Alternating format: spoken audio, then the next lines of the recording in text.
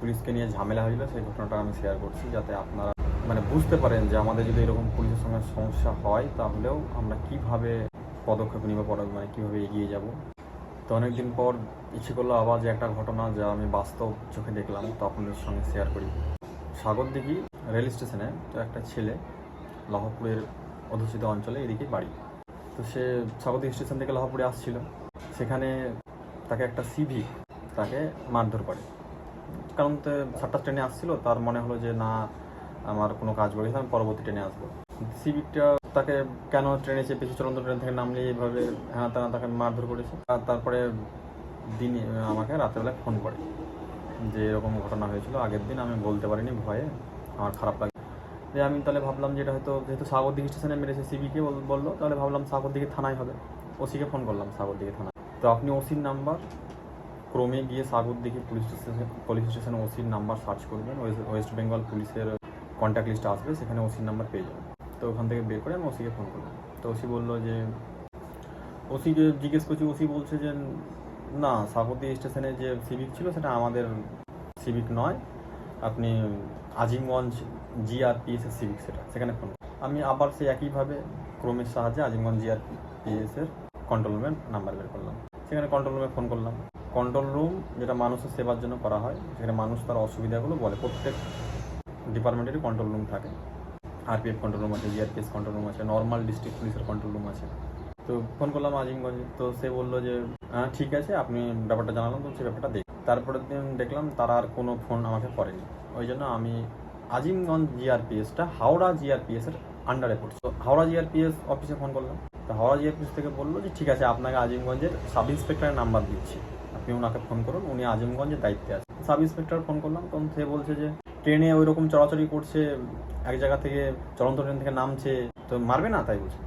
এতক্ষণ আপনার মনে হবে যে সব পুলিশই খারাপ। আমার সঙ্গে একটা ঘটনা ঘটেছে বাজে, আমি পুলিশকে জানাচ্ছি, তো পুলিশ ঘুরে আমাকে বলছে, কিন্তু এটা আপনার সম্পূর্ণ মানে মনের ভুল হবে, কারণ এরপরে আপনাকে এগিয়ে যেতে হবে। নিশ্চয়ই পুলিশ ধরুন সারাদিন ডিউটি করে, একদিন দুদিন দিন রাত, রাজ্য সরকার তো বুঝতেই পারছেন অল্প টাকা দেয় আর প্রচুর পুলিশ দিয়ে খাটায়, তো তাদের মাথা সবসময় ঠিক থাকে না। আর বিভিন্ন যেহেতু নেতাদের চাপ থাকে, তারা ওই জন্য অনেক ইচ্ছা থাকা সত্ত্বেও ভালো কাজ করতে পারে না। তার পরবর্তী স্টেপ, আমি যে হাওড়া আপনার থাকে, হাওড়ার পরে যে জিআরপি সেন্টার, তো সমস্তই আমাদের যে এই ওয়েস্ট বেঙ্গলে আছে জিআরপিএস, এর সবারই উপরে থাকে যে দায়িত্বে পুলিশ অফিসার, তার নাম হচ্ছে ডিজি। তো ডিজির আমি জিমেল পাঠালাম ডিজিকে, জিমেলের মাধ্যমে, যে স্যার আমার একটা এরকম বন্ধুকে বা পরিচিতকে এই ধরনের মারধর করা আছে একটা সিভিকের দ্বারা, এই ব্যাপারটা একটু তদন্ত করুন। ঠিক তারপরের দিন একজন আইপিএস অফিসার দেবাশিস রয় স্যার, তিনি মেইলের রিপ্লাই করেন যে হ্যাঁ আপনার ব্যাপারটা আমরা দেখেছি, আপনি যদি এই হাওড়া হেডকোয়ার্টারে ফোন করতে পারেন, যদি আপনার সমস্যা না সমাধান হয় তাহলে আর একটা নাম্বার দিল, এটা হচ্ছে মেন হেডকোয়ার্টার, আপনি এখানেও ফোন করতে। তো আমার সমস্যা অলরেডি আমি হাওড়াতে কন্ট্রোল রুমে ফোন করেছিলাম, সমাধান হয়নি, তো আমি মেন হেডকোয়ার্টারে ফোন করলাম। মেন হেডকোয়ার্টারে ফোন করার পর বললাম যে ওটাও কন্ট্রোল রুম, মেন হেডকোয়ার্টারে, যে এরকম সমস্যা হয়েছে, আমি আজিমগঞ্জ ফোন করছি, তো আমাকেই পুলিশ ঘুরে বলছে যে তোমার বন্ধু যে পরিচিত ছিল সে কেন চলন্ত ট্রেন থেকে নামবে, তাকে মেরেছে, ঠিক করেছে। তো আপনি যতই ভুল করেন, পুলিশ আপনার গায়ে আঘাত করতে পারে না। যদি আমি ভুল করি কিছু, তার ফাইন আছে, 200 টাকা 500 টাকা ফাইন নেবে, আমাকে মারধর কেন করবে, এটা সব থেকে বড় কথা। এটা বললাম। তারপরে তিনি জবাব দিলেন, ঠিক আছে, আপনার বিষয়টা যদি আপনার সমস্যাটা হাওড়াতে মিটেনি, তাহলে আমরা দেখবো এবার থেকে, ডিজি সাহেব যখন আপনি মেল করেছেন তিনি দেখবেন, ঠিক আছে।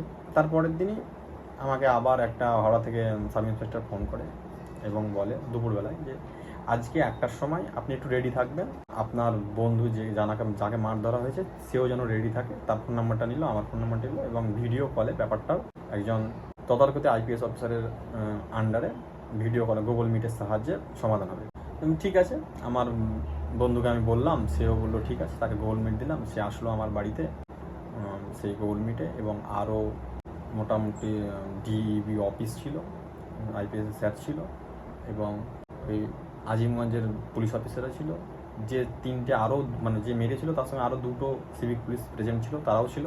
দিয়ে এবার ঘটনাটা বর্ণিত হচ্ছে, দিয়ে বললাম যা সমস্যা হয়েছে। সেই ছেলেটা আমাকে জিজ্ঞেস করলো তোমার বন্ধু কী হয়েছে, আমি বললাম এই সমস্যা, ঘটনাটা ছেলেটাও বললো। তো ফোন তুলেই যখন গুগল ভিডিও কল বলি, তখন ওই সিভিকটা যেটা আছে সে বলছে যে আমি ওকে মারিনি, আমি ওকে কিছু করিনি, ও ট্রেনের পেছন দিকে চাপছিল, ও এইসব মানে যা ইচ্ছা তাই অ্যালিগেশন লাগাচ্ছে বন্ধুটার উপর, দোষ দিচ্ছে, অন্যরকম দোষারোপ করছে যে তুমি এরকম করেছো এরকম করছে, হ্যাঁ না তা মিথ্যা কথা বলছে।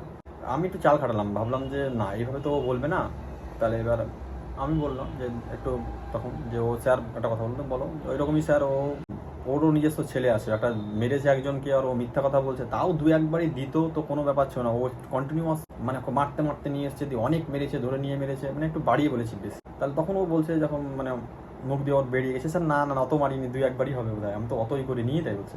তখন আইপিএস জিনিস যথেষ্ট, তারা ইউপিএসসি ক্র্যাক করে এসছে মানে বা ডাব্লিউবিসিএস ক্র্যাক করে আইপিএস হয়েছে, তো যথেষ্ট ট্যালেন্টেড তারা, তো ইজিলি সে বলতে পারবে, মানুষের মনের কথাটা সে বুঝে যাবে। তো সে বুঝে গেল যে না নিশ্চয়ই ইয়ে আছে। তারপরে আমি বললাম আরও যে আমার আরও দুজন আই উইটনেস আছে যারা দেখেছে স্বচক্ষে যে আপনি ওকে মেরেছেন, বা আর সাগর দিকের আরও 5 জন লোক আছে, কোনো নেই কিন্তু বলেছি যাতে সে ভয়ে বলে দেয়।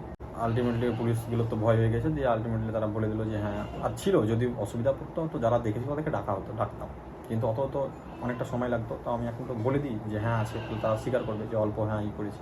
তা আমি বললাম যে তুমি দেখো মিথ্যা কথা বলো না, তোমরা পুলিশ হয়ে মানুষের সেবক, তুমি স্বীকার করে নাও যে ওকে হ্যাঁ দু একবারই মেরেছি, আমি স্যারকে রিকোয়েস্ট করবো যতটা তোমাকে পারবে অল্প শাস্তি দিবে এবং ক্ষমা করে দেবে, এবং স্যার নিশ্চয়ই কিছু সিস্টেমটা ঠিক করবে যাতে এই ঘটনা আর না ঘটে।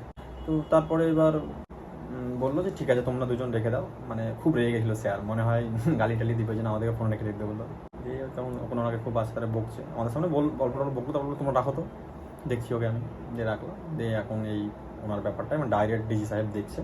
আপনার এরকম মনে হবে সবসময় যে আমি নিচু তলার কোনো পুলিশ অফিসারকে বললাম, থানার ওসি বললাম আমার সমস্যার সমাধান হলো না, মানে সব পুলিশই খারাপ গোটা পৃথিবীর, তো এমনটা নয়। ঠিক আছে, কোনো অফিসারের সঙ্গে সেই অফিসারের লিঙ্ক আছে, সে আপনার বিষয়টা দেখলো না, আপনি তার থেকে বড় অফিসারকে বলুন, আপনার যতক্ষণ সমস্যার সমাধান না মিটবে, যদি আপনার মনে হয় যে ওই পুলিশ অফিসার কোনো কারাপশন কাজে যুক্ত হয়েছে, আপনার কাছে টাকা চেয়েছে, আপনার যথেষ্ট প্রমাণ আছে, আপনি ভিডিও করেছেন বা অডিও কল রেকর্ড করেছেন, তো আপনি সেন্ট্রাল ভেরিফিকেশন কমিশনকে অভিযোগ করতে পারেন, তারাও একজন খুব ভালো পাওয়ারফুল, তারা সরকারের বিরুদ্ধে হয়ে কাজ করবে, যে কোনো বড় পুলিশ অফিসার হোক বা ছোটো পুলিশ অফিসার হোক, যেই হোক এরকম খারাপ কাজ কারাপশনের সঙ্গে যুক্ত থাকে আপনার সঙ্গে ঘটিয়েছে বা আপনার টাকা চেয়েছে। আপনি হিউম্যান রাইট কমিশনে যেতে পারেন, হিউম্যান রাইট কমিশনে আপনি বলতে পারেন যে আমাকে এরকমভাবে জোর জবরদস্তি মারধর করা হচ্ছে, আমার ভায়োলেশন করা হচ্ছে হিউম্যান রাইটের, করতে পারেন। সেখানেও তারা হিউম্যান রাইটের এতটাই মানে একদম একজন রিটায়ার্ড হাইকোর্টের জাজ, এরা হিউম্যান রাইটের মানে যে মেন হেড হয়, তো তাদেরও খুব যথেষ্ট পাওয়ার আছে, আপনি এখানেও যেতে পারেন। আপনি এত ডিপার্টমেন্ট অ্যাকশন তো হলো, সিএমও অফিসে, চিফ মিনিস্টার অফিসেও কমপ্লেন করতে পারেন যে অমুক আপনার পুলিশের অমুকই আমার সঙ্গে এরকমই করেছে।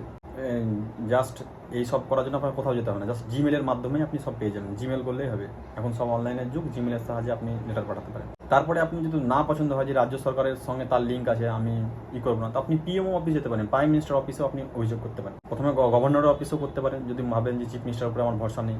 তারপরে আপনি আমাদের হেড অফ দ্য স্টেট যে রাষ্ট্রপতি আছে তাকেও আপনি জিমেল করতে পারেন, তার অফিসেও, বা তাকে লেটার বাই পোস্টের সাহায্যে লেটার পাঠাতে পারেন। সব থেকে ভালো হয়, সবারই বাপ হচ্ছে কোর্ট, তো আপনার যদি কারো প্রতি ভরসা না থাকে তো আপনি যে ডিস্ট্রিক্ট কোর্ট আছে সেখানে কেস ফাইল করতে পারেন, তার নাম যথেষ্ট প্রমাণ আপনাকে লাগবে, যে আপনার ভিডিও থাকতে হবে, আপনাকে মেরেছে ঠিক আছে ভিডিও নয়, তারপরে আপনাকে ভিডিও করতে হবে এবং কোর্টে যেতে হবে, ডিস্ট্রিক্ট কোর্টে আপনি দেখালেন এবং বললেন যে স্যার আমার এরকম সমস্যা আছে। এবার ডিস্ট্রিক্ট কোর্টে কী হলো যে আপনার মনে হবে যে আমার অনেক টাকা খরচা হবে, কিন্তু এরকম নয়, ডিস্ট্রিক্ট কোর্টেও আমাদেরকে, যেহেতু আমরা ভারতবাসী, এত সুবিধা দিয়েছে আমাদের কনস্টিটিউশন, যে ডিস্ট্রিক্ট কোর্টেও আপনি ফ্রি লিগাল এড পাবেন, যদি আপনি গরিব হন তো ফ্রি লিগাল এডের মাধ্যমে যোগাযোগ করবেন, দেখবেন ওখানে আপনাকে একটাও খরচা হবে না, সম্পূর্ণ কেস একজন উকিল আপনার বিনা পয়সা লড়বে। তারপর ডিস্ট্রিক্ট কোর্টে আপনার সমস্যার সমাধান হয়, ভালো কথা, না হলে আপনি হাইকোর্টে আপনার যে ফান্ডামেন্টাল রাইট ভায়োলেশন হয়েছে, আপনাকে মারধর করেছে বলে আপনার যদি মনে হয়, আপনি রিট পিটিশনের জন্য অ্যাপ্লিকেশন দেবেন যে স্যার আমার writ petition, court writ petition Ritz issue করবে এবং তাকে ডাকবে যে কেন সে মেরেছে। তো আপনি দেখতে পাচ্ছেন আপনি একজন সাধারণ নাগরিক হিসাবে আমাদের ভারতীয় সংবিধান কত আপনাকে পাওয়ার দিয়েছেন, আর আপনি ভয় করছেন।